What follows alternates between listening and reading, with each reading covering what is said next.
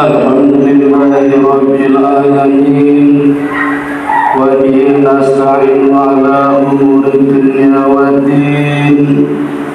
Wassalatu wassalamu ala ashrafil anbiya'i wal mursalin wa ala alihi wa sahbihi ajma'in. Amma ba'du. Asyhadu an la ilaha illallah wahdahu la syarika lahu wa asyhadu anna Muhammadan abduhu wa rasuluhu la nabiyya ba'dahu.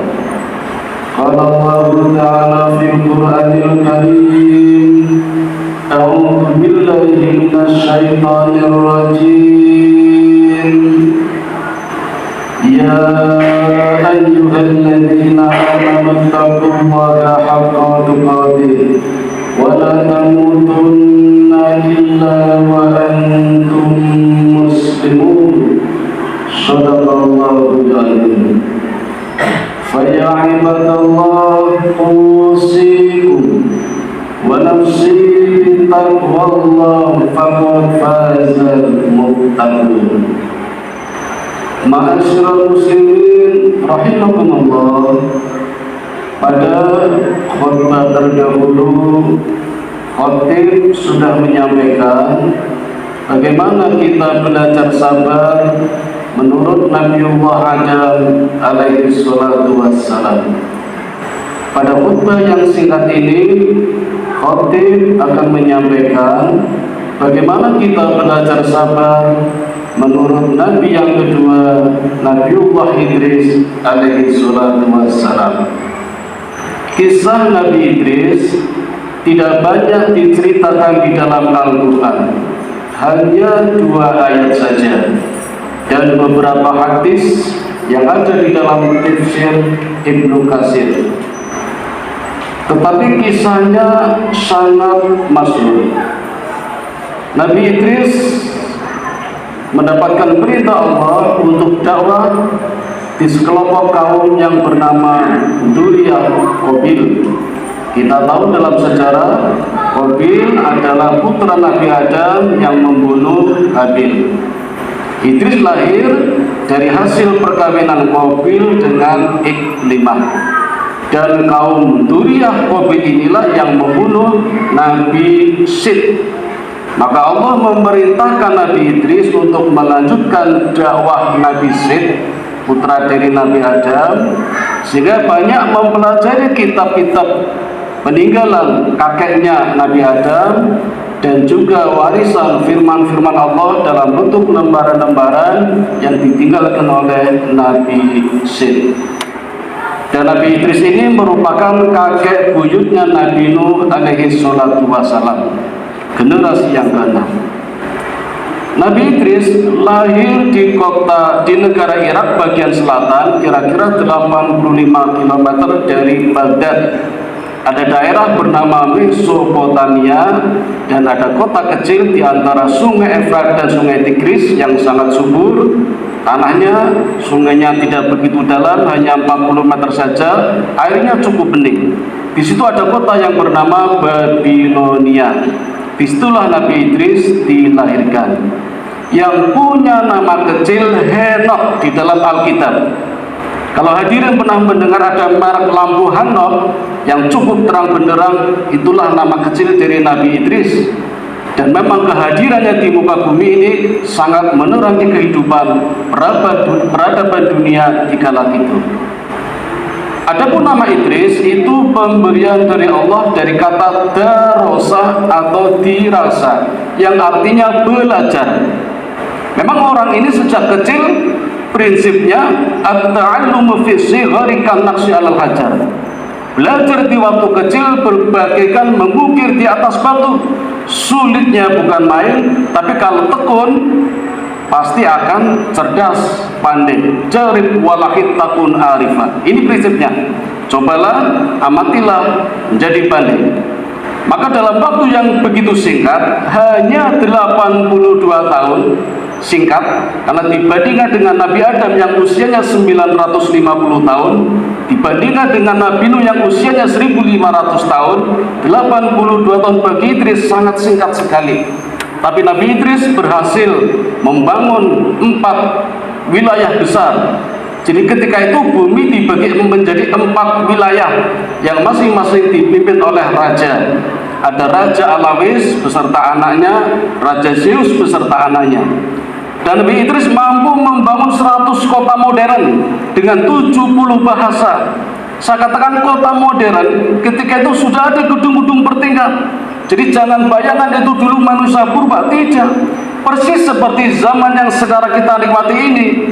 Tetapi ketika Allah menimpakan musibah, bisa jadi besok sekarang yang kita alami hanya menjadi sejarah saja, persis seperti sejarah Nabi Idris yang dulunya peradaban sangat tinggi, banyak gedung-gedung bertingkat. Dan kecerdasan Nabi Idris lah, maka beliau mampu menguasai berbagai ilmu dan pengetahuan. Beliau seorang ahli matematika yang sampai sekarang konsepnya dipakai di seluruh dunia. Mungkin kita mengenal bilangan kelipatan 60-an, 1 jam 60 menit, 1 menit 60 detik. Itulah konsep yang diciptakan oleh Nabi Idris sebagai seorang ahli matematika. Beliau juga ahli astronomi yang mungkin kita kalau melihat bintang hanya sekedar untuk menerangi di malam hari. Nabi Idris bisa menciptakannya sebagai arah perjalanan, baik darat, udara, ataupun laut. Astronomi, ilmu yang diciptakan oleh Nabi Idris. Beliau juga orang yang pertama yang menciptakan pena. Dengan rautan batu digoreskan pada tumbuh-tumbuhan, jadilah pena. Orang yang pertama kali menciptakan pena, inilah Nabi Idris. Beliau juga menguasai keterampilan. Dengan jari jemarinya mampu membuat pakaian dari rumput ilalang. Kalau sekarang banyak orang menciptakan pakaian dari kulit binatang, sudah biasa. Nabi Idris ketika itu mampu menciptakan pakaian dengan bahan baku rumput ilalang dengan kemampuan jari jemarinya. Itu Nabi Idris. Sehingga sangat masyhur sekali kalau kita membaca dalam sejarah, pengetahuan dunia nggak saja menguasai, apalagi akhiratnya. Kalau kita melihat amalan akhiratnya, jangankan kita, malaikat saja terkagum-kagum. Sampai dalam kongres malaikat, ada satu malaikat yang penasaran ingin mempelajari bagaimana ibadahnya Nabi Idris. Apalagi kaumnya dengan fasilitas yang serba mudah, tanahnya subur, mulai lupa kepada Allah. Sehingga kehadiran Nabi Idris tidak hanya dibenci, tapi juga diusir. Maka sama dengan nabi-nabi setelahnya nanti, beliau juga diusir. Sehingga dakwahnya Nabi Idris mulai diam-diam dan juga seringkali untuk kepentingan individu. Pagi sudah mulai keluar, malam kembali lagi. Dan inilah yang menjadikan malaikat penasaran kemana beliau pergi setiap pagi pulang sore. Ternyata menuju tempat peribadatan. Di sanalah beliau mohon kepada Allah bagaimana Allah memberikan penenangan kepada umatnya. Dan jangan kaget hadirin, ada satu amalan yang tentu saja kita tidak mampu mengikutinya. Maka Nabi Muhammad SAW pun tidak mensyariatkannya karena kita tidak mampu. Apa amalannya? Ternyata Nabi Idris pernah melakukan ibadah berpuasa selama 1 tahun berturut-turut tanpa berbuka. Berarti tanpa sahur. Kita 1 Ramadan saja 30 hari kadang menawar 1 hari. Nabi Idris tidak, 1 tahun berturut-turut tanpa berbuka. Inilah yang membuat kongres malaikat penasaran. Maka Allah turunkan 1 malaikat, yaitu malaikat maut. Sehingga begitu ketemu dengan Nabi Idris, malaikat maut dikiranya akan mencabut nyawanya. Nabi Idris bertanya, ternyata jawabannya, saya tidak akan mencabut nyawa panjenengan Nabi Idris karena belum saatnya. Lalu apa niatnya? Ternyata niatnya hanya bersahabat. Nah hadirin, pertemuannya dengan malaikat maut tambah 1 gelar lagi bagi Nabi Idris. Sehingga Nabi Idris bergelar Asadul Usud, singanya singa. Mengapa? Karena beliau berani menantang maut. Ketika orang lain takut menghadapi sakaratul maut, Nabi Idris justru menantangnya. dan minta ingin dicabut nyawanya, ingin merasakan bagaimana rasanya sakaratul maut. Tentu saja permintaannya tidak diizinkan oleh malaikat maut, tetapi Nabi Idris mohon kepada Allah, bersujud agar permintaannya dikabulkan. Maka dikabulkannya permintaannya, sehingga malaikat maut dengan hati-hati dan dengan pelan-pelan mulai mencabut nyawanya Nabi Idris. Seketika itu meninggal, maka penghuni penduduk langit semuanya geger dan seluruh malaikat menyalahkan malaikat maut. Tetapi malaikat maut menjawabnya, ini hanya permintaan Nabi Idris yang ingin merasakan saja bagaimana rasanya sakaratul maut. Maka dibangunkan lagi malaikat maut, membangunkan Idris hidup lagi, dan bertanyalah malaikat maut apa yang dirasakan ketika sakaratul maut. Jawabannya cukup mengagetkan. Kata Nabi Idris, bukan main sakitnya. Kalau kita pernah menjadi panitia Idul Kurban, kita ngeleti kambing, kita nggak merasakannya. Tapi kalau kambing itu merasakannya, dikalikan 1000, itulah sakitnya sakaratul maut. Kata Nabi Idris, itu orang yang soleh. Bagaimana orang yang tidak soleh atau orang yang amalnya salah? Naudzubillah min dzalik. Itulah sakitnya sakaratul maut. Maka malaikat maut meminta maaf kepada Idris, walaupun mencabutnya sudah pelan-pelan dan sangat hati-hati, ternyata masih merasakan sakitnya bukan main. Tidak hanya berhenti di sini, ternyata Nabi Idris juga minta yang kedua. Apa permintaannya kepada malaikat maut? Dia minta ingin merasakan bagaimana panasnya api neraka. Naudzubillah min dzalik. Maka diajarlah malaikat maut ini mengajak Nabi Idris menuju ke neraka. Baru sampai di pintunya, melihat pemandangan neraka, melihat penjaganya, malaikat Malik dengan tangan kanannya membawa besi, tangan kirinya membawa api dengan rantai 19 meter dan dikawal oleh 19 malaikat. Pingsan Nabi Idris. Baru melihat penjaganya. Apalagi dipersaksikan setiap orang yang hendak masuk neraka, belum masuk neraka, hendak masuk neraka, disediakan trompah dari besi yang begitu kaki menginjak otak meleleh. Itu ketika hendak masuk neraka. Maka seketika itu juga Nabi Idris pamit, yang penting sudah merasakan pedihnya neraka. Itu Nabi Idris orang yang soleh. Bagaimana orang yang tidak soleh atau orang yang amalnya salah? Naudzubillah min dzalik. Dan yang ketiga permintaannya adalah, kalau sudah merasa neraka, kata Nabi Idris, aku juga ingin merasakan nikmatnya surga. Maka malaikat maut mengajaknya masuk ke dalam surga, tapi janjinya tidak boleh lama-lama. 7 hari sebelum masuk surga sudah merasakan indahnya pemandangan surga, alunan musik-musik yang indah, dan begitu masuk surga disambut oleh para bidadari-bidadari yang cantik-cantik, yang usianya sama-sama rata-rata 30 tahun. Minumannya semuanya halal, khamar pun halal. Jadi kalau sekarang hadirin haram, insya Allah besok di surga halal. Jadi kalau pengen minum khamar besok saja di surga, jangan sekarang. Besok Allah halalkan itu. Begitu banyak kenikmatan sampai lupa dan ditegur oleh Allah, saatnya habis untuk meninggalkan surga. Maka Nabi Idris pun meninggalkan surga. Tapi seketika itu pula Nabi Idris pamit ingin masuk ke dalam surga lagi, karena ternyata sandalnya ketinggalan di dalam surga. Begitu mengambil sandal, kerasan dan tidak ingin keluar lagi. Maka Allah pun memerintahkan kepada Nabi Idris untuk segera keluar ke dalam surga. Nabi Idris tidak mau, karena sudah terasa nikmat di dalam surga. Kata Allah, ya Idris, bolehlah masuk surga, tapi ada syaratnya. Syarat yang pertama, amalnya harus baik. Nabi Idris lolos. Syarat yang kedua, harus dihisab dulu. Kalau ada keburukan, disiksa dulu di neraka. Nabi Idris lolos. Syarat yang ketiga, orangnya harus sudah meninggal. Nabi Idris pun lolos karena sudah pernah meninggal. Nah ternyata syarat yang keempat tidak lolos, karena untuk tinggal di surga syaratnya harus sudah terjadi kiamat. Padahal belum terjadi kiamat sampai hari ini.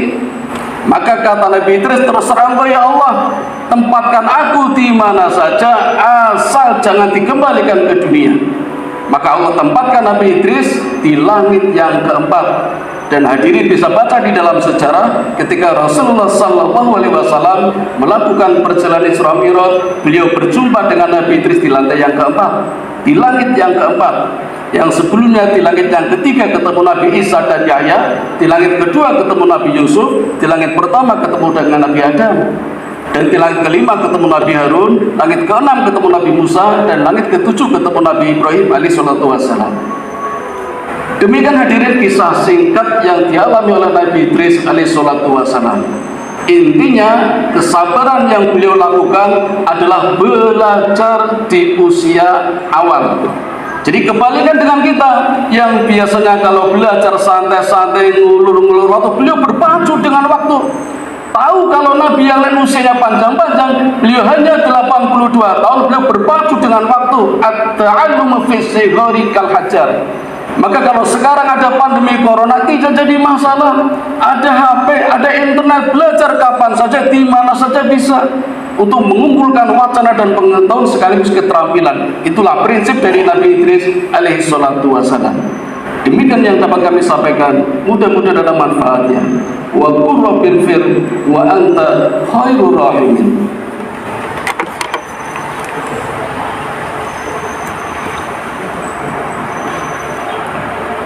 Alhamdulillahilladzi hadana li hadza wa ma kunna linahtadiya laula an hadana Allah. Asyhadu an la ilaha illallah wahdahu la syarika lahu wa asyhadu anna Muhammadan abduhu wa rasuluhu la nabiyya ba'dahu. Qala Allah ta'ala fil Qur'anil azim, a'udzu billahi minasy syaithanir rajim. Ya ayyuhalladzina amanu ista'inu bis-sabri was-salat. Ayyuhal muslimun ittaqullaha haqqa tuqatih wa la tamutunna illa wa antum muslimun. Hadirin yang dirahmati Allah, marilah sedikit demi sedikit kita belajar dari Nabi Idris alaihissalam bagaimana kita belajar sabar. Dan Nabi Muhammad SAW melengkapinya ketika peristiwa Isra Mi'raj bertemu dengan Nabi Idris dengan sholat. Maka ayatnya betul, ista'inu bis sabri was sholat. Mintalah kepada Allah dengan sabar dan sholat. Ini satu paket, tidak bisa dilepaskan salah satunya. Marilah kita berdoa bersama, mudah-mudahan di kala pandemi seperti ini Allah tetap memberikan kesabaran kepada kita dan kita tetap menggiatkan sholat kita, khususnya berjamaah. A'udzu billahi minasyaitonir rajim. Bismillahirrahmanirrahim. Innallaha wa malaikatahu yusholluna 'alan nabi. Ya ayyuhalladzina amanu shallu 'alaihi wa sallimu taslima. Allahumma shalli 'ala Muhammad wa 'ala ali Muhammad kama shallaita 'ala Ibrahim wa 'ala ali Ibrahim wa barik 'ala Muhammad wa 'ala ali Muhammad kama barakta 'ala Ibrahim wa 'ala ali Ibrahim innaka Hamidum Majid.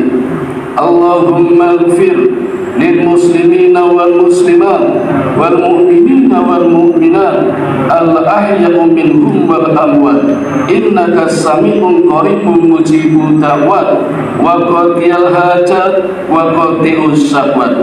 Allahumma inni as'aluka ilman nafi'an wa rizqan thayyiban wa amalan mutaqabbalan.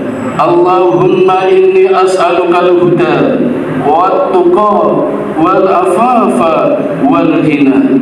Allahumma ja'alni syakura waj'alni sabura waj'alni fi ainin sahira wa fi a'yunin nasi kabira.